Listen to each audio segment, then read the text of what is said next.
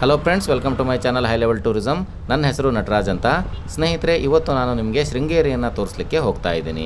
ಈಗ ನಾನು ಆಗುಂಬೆ ಕಡೆಯಿಂದ ಬರ್ತಾ ಇದ್ದೀನಿ. ನೀವು ಇಲ್ಲಿ ರೋಡನ್ನು ನೋಡಬಹುದು. ಹಾಗೆ ನಮ್ಮ ಎಡಗಡೆ ನೀವು ಒಂದು ಕಟ್ಟೆಯನ್ನು ಕೂಡ ನೋಡಬಹುದು. ಇಲ್ಲಿ ಕೆಳಗಡೆ ಒಂದು ರೋಡ್ ಹೋಗಿದೆ, ಅಂದರೆ ಆ ಕಟ್ಟೆಯ ಆ ಕಡೆ ಒಂದು ರೋಡ್ ಹೋಗಿದೆ, ಅದೇ ಶಿವಮೊಗ್ಗ ರೋಡು. ಹಾಗೆ ಮುಂದ್ಗಡೆ ನಿಮಗೆ ಅಲ್ಲೊಂದು ಸರ್ಕಲ್ ಕಾಣಿಸ್ತಾ ಇದೆಯಲ್ಲ, ಹಾಗೆ ನಾವು ಸ್ಟ್ರೇಟ್ ಆಗಿ ಹೋದರೆ ಚಿಕ್ಕಮಗಳೂರಿಗೆ ಹೋಗಬಹುದು. ಹಾಗೆ ಈ ಸರ್ಕಲ್ಲಿಂದ ನಾವು ರೈಟ್ ತೊಗೊಂಡು ಹೋದರೆ ಧರ್ಮಸ್ಥಳ ಮತ್ತು ಮಂಗಳೂರಿಗೆ ಹೋಗಬಹುದು. ಈಗ ನೋಡಿ, ನಾವು ಇದೇ ದಾರಿಯಲ್ಲಿ ಮುಂದೆ ಹೋಗ್ತಾ ಇದ್ದೀವಿ. ಇಲ್ಲಿ ಸ್ವಲ್ಪ ಮುಂದೆ ಹೋಗ್ತಾ ಇದ್ದಂಗೆ ನಮಗೆ ಶೃಂಗೇರಿಗೆ ಹೋಗುವಂತಹ ಒಂದು ಎಂಟ್ರೆನ್ಸ್ ಕಮಾನು ಸಿಗುತ್ತೆ. ತುಂಬ ದೂರ ಏನಿಲ್ಲ, ಇಲ್ಲಿ ನೋಡಬಹುದು ನೀವು, ನಮ್ಮ ಎದುರಿಗೇ ಕಾಣಿಸ್ತಾ ಇದೆ. ಈ ಕಮಾನು ಒಳಗೇ ನಾವು ಸ್ಟ್ರೇಟ್ ಆಗಿ ಹೋದರೆ ಶೃಂಗೇರಿ ದೇವಸ್ಥಾನಕ್ಕೆ ಹೋಗ್ಬೋದು. ಎಲ್ಲೂ ಎಡಕ್ಕೆ ಬಲಕ್ಕೆ ಎಲ್ಲ ತಿರುಗುವ ಅವಶ್ಯಕತೆ ಇಲ್ಲ. ನೀವೆಲ್ಲ ನೋಡ್ಬೋದು, ಸಾಕಷ್ಟು ಅಂಗಡಿ ಮುಂಗಟ್ಟುಗಳೆಲ್ಲ ಇದ್ದಾವೆ, ಬಿಲ್ಡಿಂಗ್ಗಳೆಲ್ಲ ಇದ್ದಾವೆ, ವಾಹನಗಳೆಲ್ಲ ಸಂಚಾರ ಮಾಡ್ತಾ ಇದ್ದಾವೆ. ಇದೇ ರೋಡಲ್ಲಿ ನಾವು ಸ್ಟ್ರೇಟ್ ಆಗಿ ಹೋಗಿಬಿಟ್ರೆ ನಮಗೆ ದೇವಸ್ಥಾನ ಸಿಕ್ಬಿಡುತ್ತೆ, ಯಾರನ್ನೂ ಕೇಳುವ ಅವಶ್ಯಕತೆ ಕೂಡ ಇಲ್ಲ. ಸ್ನೇಹಿತರೆ, ಶೃಂಗೇರಿಯಲ್ಲಿರುವಂತಹ ಶಾರದಾ ಪೀಠ ಏನಿದೆ ಅದು ಜಗತ್ ಪ್ರಸಿದ್ಧವಾದಂಥದ್ದು, ಎಲ್ಲರಿಗೂ ಗೊತ್ತೇ ಇರುತ್ತೆ. ಸ್ನೇಹಿತರೆ, ಶೃಂಗೇರಿಗೆ ಈ ಹೆಸರು ಇಲ್ಲೇ ಹತ್ತಿರದಲ್ಲಿರುವಂತಹ ಶೃಂಗಗಿರಿ ಅನ್ನುವಂತಹ ಬೆಟ್ಟದಿಂದ ಬಂದಿರೋದು. ಇದರ ಪೌರಾಣಿಕ ಹಿನ್ನೆಲೆ ಏನಪ್ಪ ಅಂತಂದರೆ, ಆ ಬೆಟ್ಟದ ಮೇಲೆ ಋಷಿ ವಿಭಾಂಡಕ ಮತ್ತು ಅವರ ಮಗ ಋಷ್ಯಶೃಂಗರು ವಾಸವಾಗಿರ್ತಾರೆ. ಈ ಊರಿಗೆ ಒಂದು ಸಲ ಭೀಕರ ಬರಗಾಲ ಬರುತ್ತೆ. ಆವಾಗ ಋಷ್ಯಶೃಂಗರು ಕಠೋರ ತಪಸ್ಸನ್ನು ಮಾಡ್ತಾರೆ, ಯಜ್ಞ ಯಾಗಾದಿಗಳನ್ನೆಲ್ಲ ಮಾಡ್ತಾರೆ. ಅವನ್ನೆಲ್ಲ ಮಾಡಿ ಇಲ್ಲಿ ಮಳೆ ಬರೋ ಹಾಗೆ ಮಾಡ್ತಾರೆ. ಆವಾಗ ಬರಗಾಲ ಕಡಿಮೆ ಆಗುತ್ತೆ. ಆಗಿಂದ ಈ ಪ್ರದೇಶಕ್ಕೆ ಶೃಂಗಗಿರಿ ಅಂತ ಹೆಸರಿಡ್ತಾರೆ. ಕಾಲಕ್ರಮೇಣ ಶೃಂಗಗಿರಿ ಅನ್ನೋದು ಹೋಗಿ ಈಗ ಶೃಂಗೇರಿ ಅಂತ ಆಗಿದೆ. ಮತ್ತು ಶೃಂಗೇರಿ ಅಂತ ಹೆಸರು ಬರಲಿಕ್ಕೆ ಇನ್ನೂ ಒಂದು ರೀತಿಯ ಕಾರಣವನ್ನು ಕೆಲವರು ಹೇಳ್ತಾರೆ. ಅದು ಏನಪ್ಪ ಅಂತಂದರೆ, ಇಲ್ಲಿರುವ ಬೆಟ್ಟಗಳು ಎತ್ತಿನ ಕೋಡಿನ ರೀತಿಯಲ್ಲಿ ಇರೋದ್ರಿಂದ ಅದನ್ನು ಶೃಂಗಗಿರಿ ಅಂತ ಕರೀತಾರೆ ಅಂತಲೂ ಹೇಳ್ತಾರೆ. ಸ್ನೇಹಿತರೆ, ಈ ಶೃಂಗೇರಿಗೆ ನಾವು ಬರ್ತಾ ಇದ್ದಂಗೆ ದೇವಸ್ಥಾನ ತುಂಬ ದೂರದಲ್ಲಿದ್ದರೂ ಕೂಡ ದೇವಸ್ಥಾನದ ಎಂಟ್ರೆನ್ಸಲ್ಲಿರುವಂತಹ ದೊಡ್ಡ ಗೋಪುರ ನಮಗೆ ಇಲ್ಲಿಂದನೇ ಕಾಣಿಸ್ತಾ ಇರುತ್ತೆ. ಈ ಸುತ್ತಮುತ್ತಲಿನ ಏರಿಯಾದಲ್ಲಿ ಆ ಗೋಪುರವೇ ತುಂಬ ಹೈಟಲ್ಲಿರೋದಂತೆ. ಅಂದರೆ ಅದರ ಸುತ್ತಮುತ್ತಲೂ ಇರುವಂತಹ ಯಾವುದೇ ಬಿಲ್ಡಿಂಗು ಕೂಡ ಆ ಗೋಪುರದಕ್ಕಿಂತ ಎತ್ತರದಲ್ಲಿ ಇಲ್ಲ ಅಂತ ಹೇಳ್ತಾರೆ. ಸ್ನೇಹಿತರೆ, ಶೃಂಗೇರಿಯ ಶಾರದಾ ಪೀಠವನ್ನು 8ನೇ ಶತಮಾನದಲ್ಲಿ ಜಗದ್ಗುರುಗಳಾದಂತಹ ಶ್ರೀ ಆದಿಶಂಕರಾಚಾರ್ಯರು ಸ್ಥಾಪನೆ ಮಾಡಿದ್ದಾರೆ.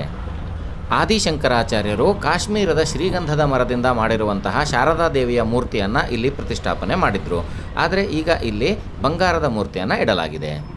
ಸ್ನೇಹಿತರೆ, ಆದಿಶಂಕರಾಚಾರ್ಯರು ಇದೇ ಸ್ಥಳದಲ್ಲಿ ಶಾರದಾ ಪೀಠವನ್ನು ಮಾಡಲಿಕ್ಕೆ ಯಾಕೆ ನಿರ್ಧಾರ ಮಾಡಿದ್ರಪ್ಪ ಅಂತಂದರೆ, ಅವರು ತಮ್ಮ ಅದ್ವೈತ ಸಿದ್ಧಾಂತದ ಸತ್ಯಗಳನ್ನು ಹರಡೋದಕ್ಕೆ ಒಂದು ಸಂಸ್ಥೆಯನ್ನು ಮಾಡಬೇಕು ಅಂತ ಹೇಳಿ ಇಡೀ ದೇಶಾದ್ಯಂತ ಸೂಕ್ತವಾದ ಸ್ಥಳವನ್ನು ಹುಡುಕ್ತಾ ಇರ್ತಾರೆ. ಹೀಗೆ ಹುಡುಕ್ತಾ ಇರಬೇಕಾದ್ರೆ ಅವರು ತುಂಗಾ ನದಿಯ ದಡಕ್ಕೆ ಬರ್ತಾರೆ. ಆ ತುಂಗಾ ನದಿಯ ದಡಕ್ಕೆ ಬಂದಾಗ ಅಲ್ಲೊಂದು ಆಶ್ಚರ್ಯಕರ ದೃಶ್ಯವನ್ನು ಅವರು ನೋಡ್ತಾರೆ. ಅದು ಏನಪ್ಪ ಅಂತಂದರೆ, ಒಂದು ಗರ್ಭಿಣಿ ಕಪ್ಪೆ ಮಧ್ಯಾಹ್ನದ ಸಮಯದಲ್ಲಿ ನೋವಿನಿಂದ ಬಳಲ್ತಾ ಇರುತ್ತೆ. ಅದಕ್ಕೆ ಒಂದು ನಾಗರ ಹಾವು ತನ್ನ ಹೆಡೆಯನ್ನು ಬಿಚ್ಚಿ ನೆರಳನ್ನು ಕೊಟ್ಟು ರಕ್ಷಣೆ ನೀಡ್ತಾ ಇರುತ್ತೆ.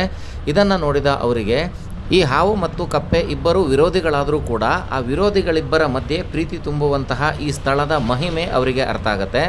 ಅದಕ್ಕೆ ಅವರು ಈ ಪವಿತ್ರ ಸ್ಥಳದ ಮಹಿಮೆಯನ್ನು ಅರಿತು ತಮ್ಮ ಮೊದಲ ಅದ್ವೈತ ಪೀಠವನ್ನು ಇಲ್ಲಿ ಸ್ಥಾಪನೆ ಮಾಡ್ತಾರೆ. ಈಗ ನೋಡಿ, ನಾವು ಇಲ್ಲಿ ಈ ದೇವಸ್ಥಾನದ ಹೆಬ್ಬಾಗಿಲಿನವರೆಗೂ ಬಂದಿದ್ದೀವಿ. ನೀವು ಇಲ್ಲಿರುವಂತಹ ಎಂಟ್ರೆನ್ಸ್ ಗೋಪುರವನ್ನು ನೋಡಬಹುದು, ತುಂಬ ಎತ್ತರದಲ್ಲಿದೆ ಇದು. ಹಾಗೆ ನಾವು ಮುಂದಿರೋ ರೋಡಲ್ಲಿ ಹೋದರೆ ಕಾರ್ ಪಾರ್ಕಿಂಗ್ ಮತ್ತು ಚಪ್ಪಲಿ ಇಡುವಂತಹ ಸ್ಥಳಕ್ಕೆ ಹೋಗಬಹುದು. ಹಾಗೆ ಇಲ್ಲೆಲ್ಲ ಆಫೀಸ್ಗಳು, ರೂಮ್ಗಳು, ಸಲಹಾ ಕೇಂದ್ರಗಳು ಎಲ್ಲ ಇದ್ದಾವೆ, ನೀವು ನೋಡಬಹುದು. ಈ ಗೋಪುರವನ್ನು ನೋಡಿ ಎಷ್ಟೊಂದು ಭವ್ಯವಾಗಿ ಇದರ ನಿರ್ಮಾಣವನ್ನು ಮಾಡಿದ್ದಾರೆ ಅಂತ ಗೊತ್ತಾಗುತ್ತೆ. ಈ ಎಂಟ್ರೆನ್ಸಿಂದ ಒಳಗೆ ಹೋದ ಕೂಡಲೇ ನಮ್ಮ ಎಡಗಡೆ ಶ್ರೀ ಶಂಕರ ಕೃಪಾ ಬಿಲ್ಡಿಂಗ್ ಕಾಣಿಸುತ್ತೆ ನಮಗೆ. ಹಾಗೆ ಆ ಗ್ರೀನ್ ಶೆಡ್ಡಿಂದ ಆ ಕಡೆ ಜಗದ್ಗುರು ಶ್ರೀ ನರಸಿಂಹ ಭಾರತಿ ಯಾಗ ಮಂಟಪ ಅಂತ ಇದೆ. ಅದರಲ್ಲಿ ಯಜ್ಞ ಯಾಗಾದಿಗಳೆಲ್ಲ ನಡೀತವೆ. ಹಾಗೆ ಅದರ ಪಕ್ಕದಲ್ಲಿ ಶ್ರೀ ವಾಗ್ದೇವಿ ಅಕ್ಷರಾಭ್ಯಾಸ ಮಂಟಪ ಇದೆ. ಸಾಕ್ಷಾತ್ ಶಾರದಾಂಬೆಯ ಸನ್ನಿಧಿಯಾದಂತಹ ಈ ಪವಿತ್ರ ಸ್ಥಳಕ್ಕೆ ಬಂದು ನೀವು ನಿಮ್ಮ ಮಕ್ಕಳಿಗೆ ಮೊದಲ ಅಕ್ಷರಾಭ್ಯಾಸವನ್ನು ಮಾಡಿಸಬೇಕು ಅಂತಾದರೆ ನೀವು ಇಲ್ಲಿ ಬರಬಹುದು. ಇಲ್ಲಿ ನಿಮ್ಮ ಮಕ್ಕಳ ಕಲಿಕೆಗೆ ಬೇಕಾದಂತಹ ಕಲಿಕಾ ಸಾಮಗ್ರಿಗಳನ್ನು ಕೊಟ್ಟು ಅವರಿಗೆ ಅಕ್ಷರಾಭ್ಯಾಸವನ್ನು ಮಾಡಿಸಲಾಗುತ್ತೆ. ಈ ಅಕ್ಷರಾಭ್ಯಾಸ ಮಂಟಪದ ಪಕ್ಕದಲ್ಲೇ ನವಗ್ರಹ ಮಂಟಪ ಕೂಡ ಇದೆ, ನೀವು ಇಲ್ಲಿ ನೋಡಬಹುದು. ಹಾಗೆ ನಾವು ಒಳಗಡೆಯಿಂದ ನೋಡಿದಾಗ ನಮಗೆ ಎಂಟ್ರೆನ್ಸ್ನಲ್ಲಿರುವಂತಹ ಗೋಪುರ ಈ ರೀತಿ ಕಾಣಿಸುತ್ತೆ. ಹಾಗೆ ಆ ಎಂಟ್ರೆನ್ಸಿಂದ ಬಲಗಡೆ ಈಗ ಏನಿದೆ ಅನ್ನೋದನ್ನು ನಿಮಗೆ ಹೇಳ್ತೀನಿ ನೋಡಿ. ಇಲ್ಲಿ ನಮ್ಮ ಎದುರಿಗೆ ಕಾಣ್ತಾ ಇರೋದು ಟಿಕೆಟ್ ಕೌಂಟ್ರು. ಅಂದರೆ ನೀವು ಇಲ್ಲಿ ಏನಾದರೂ ಒಂದು ಸೇವೆಯನ್ನು ಮಾಡ್ತೀರಿ ಅಂತಂದರೆ ರಶೀದಿಯನ್ನು ಪಡಿಬೇಕಾಗಿರುತ್ತೆ.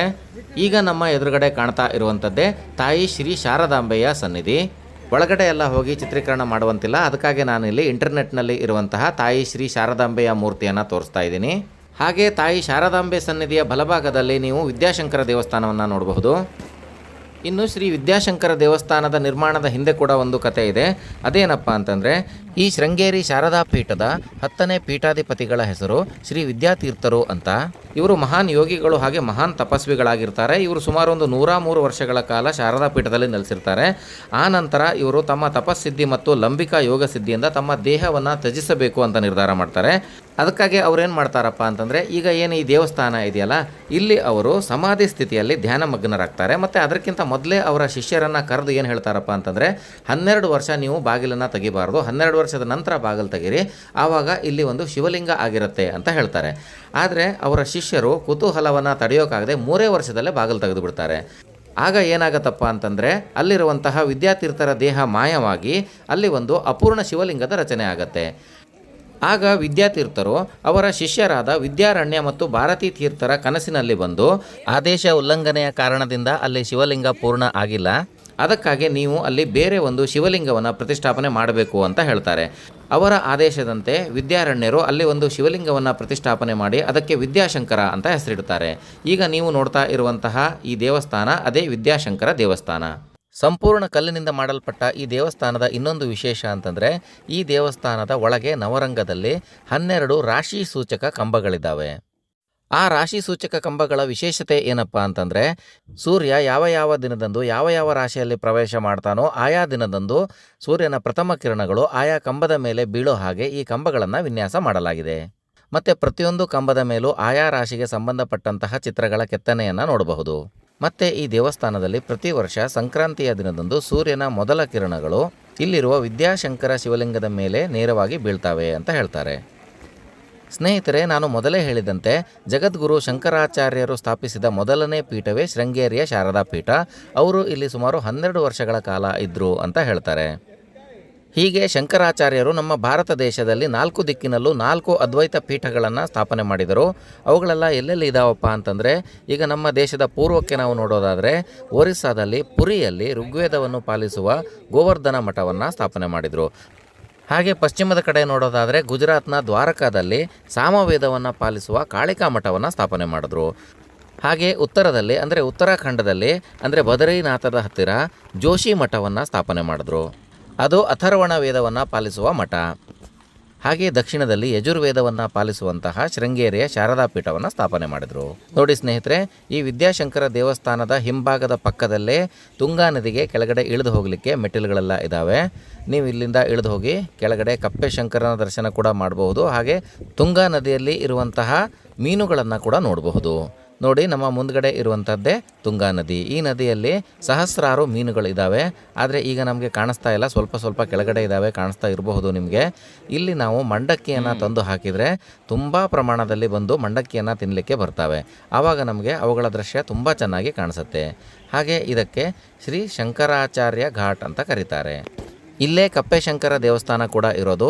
ಹಾಗೆ ನೋಡಬಹುದು ನೀವು, ಮೇಲ್ಗಡೆ ಒಂದು ಬ್ರಿಡ್ಜ್ ಕೂಡ ಇದೆ. ಆ ಬ್ರಿಡ್ಜ್ ಮೇಲೆ ಹೋದರೆ ಆ ಕಡೆ ನಾವು ಮಠಕ್ಕೆ ಹೋಗಬಹುದಂತೆ. ಅಲ್ಲೂ ಕೂಡ ಟೈಮಿಂಗ್ಸ್ ಇರುತ್ತೆ. ಇಂಥ ಟೈಮಿಂಗ್ನಲ್ಲಿ ಹೋದರೆ ಮಾತ್ರ ಆ ಕಡೆ ಹೋಗಲಿಕ್ಕೆ ಅವಕಾಶ ಕೊಡ್ತಾರೆ. ನೋಡಿ, ಈಗ ನಿಮ್ಮ ಎದುರಿಗೆ ಕಾಣಿಸ್ತಾ ಇರೋದೇ ಕಪ್ಪೆಶಂಕರ.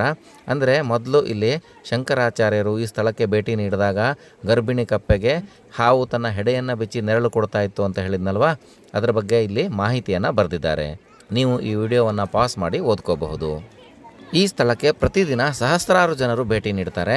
ಈ ಸ್ಥಳದಲ್ಲಿ ಬಂದು ಮೀನುಗಳನ್ನು ನೋಡಿ ತುಂಬ ಆನಂದ ಪಡ್ತಾರೆ. ಆದರೆ ಇಲ್ಲಿ ಮಂಡಕ್ಕಿಯನ್ನು ಹಾಕಲಿಲ್ಲ ಅಂತಂದರೆ ಮೀನುಗಳು ನಮಗೆ ಕಾಣಿಸೋದಿಲ್ಲ. ನೋಡಿ, ಇಲ್ಲಿ ಮೆಟ್ಟಿಲುಗಳ ಮೇಲೆ ಇರುವಂತಹ ಶಿವಲಿಂಗಗಳನ್ನು ಕೂಡ ನೀವು ನೋಡಬಹುದು. ಜನರು ಇವಕ್ಕೂ ಬಂದು ಪೂಜೆಯನ್ನು ಸಲ್ಲಿಸ್ತಾರೆ. ಹಾಗೆ ಈ ದೇವಸ್ಥಾನದ ಆವರಣದಲ್ಲಿ ಸಾಕಷ್ಟು ಸಣ್ಣ ಪುಟ್ಟ ದೇವಸ್ಥಾನಗಳೆಲ್ಲ ಇದ್ದಾವೆ. ಇದು ಇಲ್ಲಿ ತೋರಣ ಗಣಪತಿಯ ದೇವಸ್ಥಾನ ಅಂತ. ಅಂದರೆ ಬಾಗಿಲ ತೋರಣದಲ್ಲಿ ಗಣಪತಿಯನ್ನು ಪ್ರತಿಷ್ಠಾಪನೆ ಮಾಡಿದ್ದರಿಂದ ಇದಕ್ಕೆ ತೋರಣ ಗಣಪತಿ ದೇವಸ್ಥಾನ ಅಂತ ಕರೀತಾರೆ. ಹಾಗೆ ಅಲ್ಲಿ ಪಕ್ಕದಲ್ಲಿ ನಿಮಗೆ ಕಾಣಿಸ್ತಾ ಇರುವಂಥದ್ದು ಆದಿ ಶಂಕರಾಚಾರ್ಯರ ಸನ್ನಿಧಿ ಅಂತ. ನೋಡಿ, ಇಲ್ಲಿಂದ ನೋಡಲಿಕ್ಕೆ ತುಂಬ ಸುಂದರವಾಗಿ ಕಾಣುತ್ತೆ. ಹಾಗೆ ಸ್ನೇಹಿತರೆ, ನಾವು ದೇವಸ್ಥಾನದ ಎಂಟ್ರೆನ್ಸ್ನೊಳಗೆ ಬರ್ತಾ ಇದ್ದಂಗೆ ಬಲಗಡೆ ಹೋದರೆ ಅಲ್ಲಿ ಒಂದು ಗ್ರಂಥಾಲಯ ಸಿಗುತ್ತೆ. ಅಲ್ಲಿ ನಿಮಗೆ ಬೇಕಾಗಿರುವಂತಹ ಮಠಕ್ಕೆ ಸಂಬಂಧಿಸಿದ ಪುಸ್ತಕಗಳೆಲ್ಲ ಸಿಗ್ತವೆ. ಹಾಗೆ ನೀವು ಇಲ್ಲಿ ಬಂದಿದ್ದೀರಿ ಅಂತ ಹೇಳಿಬಿಟ್ಟು ಯಾರಿಗಾದರೂ ಏನಾದರೂ ಗಿಫ್ಟ್ಗಳನ್ನು ತೊಗೊಂಡು ಹೋಗೋದಾದರೆ ಅವುಗಳು ಕೂಡ ನಿಮಗೆ ಇಲ್ಲೇ ಸಿಗ್ತವೆ. ಮತ್ತು ಸ್ನೇಹಿತರೆ, ನೀವು ಈಗ ನೋಡ್ತಾ ಇರುವಂಥದ್ದು ಈ ಮಠದ ಭೋಜನ ಶಾಲೆ. ಹಾಗೆ ಮುಂದೆ ಶೌಚಾಲಯ ಕೂಡ ಇದೆ. ನೋಡಿ, ಈಗ ನಾವು ಈ ದೇವಸ್ಥಾನದಿಂದ ಹೊರಗಡೆ ಬಂದಿದ್ದೀವಿ. ಈ ದೇವಸ್ಥಾನದ ಎದುರುಗಡೆ ಬಲಗಡೆ ಒಂದು ರೋಡ್ ಹೋಗುತ್ತೆ.